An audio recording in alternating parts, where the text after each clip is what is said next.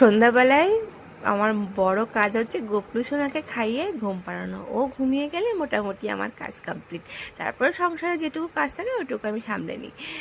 হঠাৎ করেই কালকে ইচ্ছে হচ্ছে মোমো খাবো। আসলে জ্বর মুখে না তেমন কিছুই ভাল লাগছে না, যাই খাচ্ছি তাই তো। আর এই ফ্রাই মোমোটা এতটা ঝাল ঝাল বানায়, বেশ ভালো লাগে। আর জ্বর মুখে তো আরও ভালো লাগার সত্যি কথা। কথা বলতে কি অসাধারণ ছিল মোমোর টেস্টটা।